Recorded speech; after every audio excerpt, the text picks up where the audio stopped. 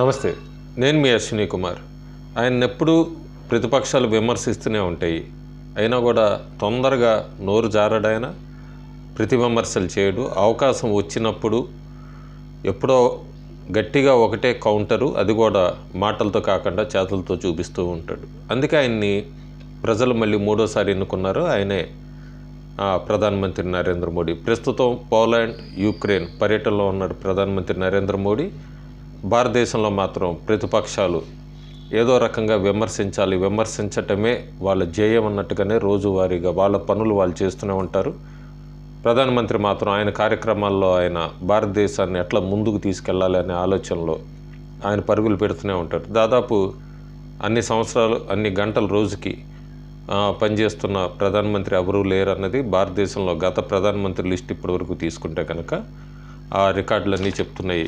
ప్రస్తుతం భారతదేశంలో బ్రాండ్ ఇండియాని ఎట్లా తీసుకెళ్లారు, మేడ్ ఇన్ ఇండియా అనే దాని మీద నేను చాలా వీడియోస్ చేశాను, మళ్ళీ చివరిలో లింక్ పెడతాను. అట్లాగే ఇది తెలియాల్సిన అవసరం ఉంది ఎంతైనా వ్యూవర్స్కి. ఎందుకంటే రోజు పొద్దున్న లేస్తే మనం ఆ పేపర్లోనో టీవీల్లోనో కాంగ్రెస్ పార్టీ ఏముంది, దానికి కౌంటర్గా బీజేపీ ఏముంది, ఇవే ఎక్కువ చూస్తుంటాం. కానీ భారతదేశంలో ఏ రంగాల్లో ఎట్లా ముందుకెళ్తున్నాం, ప్రపంచంతో ఎట్లా పోటీ పడుతున్నాం అన్నది కూడా తెలియాల్సిన అవసరం ఉంది. బ్రాండ్ ఇండియా దాదాపు 1600 ఎస్యూవీలు, మేడ్ ఇన్ ఇండియా ఎస్యూవీలు మొట్టమొదటిసారిగా జపాన్కి ఎక్స్పోర్ట్ అవుతున్నాయి. ఇది కూడా మోడీ గవర్నమెంటు చాలా పాలసీస్ ఇండియన్ మ్యానుఫ్యాక్చరింగ్ ఇండస్ట్రీకి ఇచ్చిన చాలా పాలసీల్లో మార్పు తీసుకొచ్చింది. సో మొట్టమొదటిసారిగా మనం 1600 ఎస్యూవీ కార్లని జపాన్కి ఎక్స్పోర్ట్ చేస్తున్నాం. ఇదొక బ్రాండ్ ఇండియా, ఇది ఒకటి. అంతేగాక డిజిటల్ ఇండియా రిపోర్ట్ కార్డు చూసుకుంటే మనం దాదాపు 93 కోట్ల మంది ఇంటర్నెట్ యూజర్స్ ఉన్నారు. ఒక కేవైసీ బ్యాంక్ అకౌంట్ ఓపెన్ చేయడానికి కేవైసీతో చాలు. కొన్ని సెకండ్స్లోనే మనం ఫండ్స్ కూడా ట్రాన్స్ఫర్ చేయగలం. ప్రపంచంలోనే చీపెస్ట్, అతి తక్కువ డేటా రేట్స్ మన భారతదేశంలోనే ఉంది. ప్రతి 3 సెకండ్లకి మన భారతదేశంలో కొత్తగా ఒకళ్ళు ఇంటర్నెట్కి జాయిన్ అవుతున్నారు. ఇంటర్నెట్ యూజర్ కింద దాదాపు 13 బిలియన్ మంత్లీ యూపీఐ ట్రాన్సాక్షన్స్ జరుగుతున్నాయి, 19 ట్రిలియన్స్కి సంబంధించి. సో ఇది digital report, Indian report card.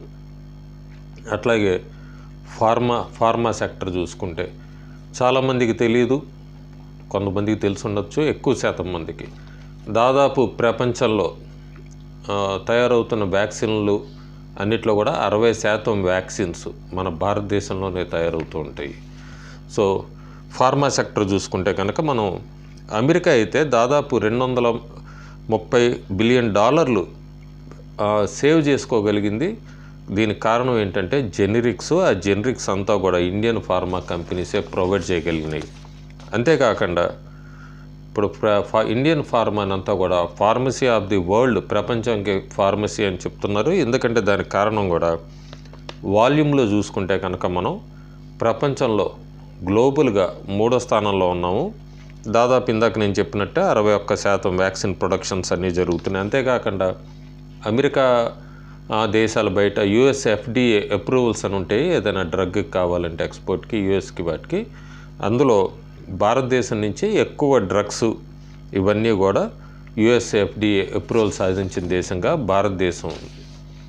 So pharma sector ముందుకెళ్తుంది. ఇందాక నేను చెప్పినట్టుగా మ్యానుఫ్యాక్చరింగ్ ఇదంతా కూడా బ్రాండ్ ఇండియాగా ముందుకెళ్తుంది. డిజిటల్ సెక్షన్లో ముందుకెళ్తుంది. ఈ 3 కాకుండా అన్ని రంగాల్లో కూడా రిపోర్ట్ కార్డు అంటూ కూడా ప్రతి నెల కేంద్ర ప్రభుత్వం రిలీజ్ చేస్తుంది.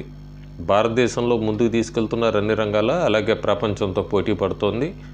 అందుకే 2024లో కూడా మళ్ళీ నరేంద్ర మోడీనే ప్రధానమంత్రిగా ఎన్నుకున్నాక ఎన్నికలు అయ్యాక ప్రతిసారి చేస్తుంది మార్నింగ్ కన్సల్ట్ అనే ఒక గ్లోబల్గా ప్రపంచం మొత్తంలో కూడా ఏ ప్రధానమంత్రి ఎక్కువగా దేశంలో అప్రూవ్డ్ PM కింద ఎవరున్నారంటే కనుక మళ్ళీ ప్రపంచంలో ఆ రేషియో చూసుకుంటే కనుక భారతదేశం ప్రధానమంత్రి నరేంద్ర మోడీ గ్లోబల్గా 70% మంది 70% ఆమోదిస్తున్నారు నరేంద్ర మోడీని.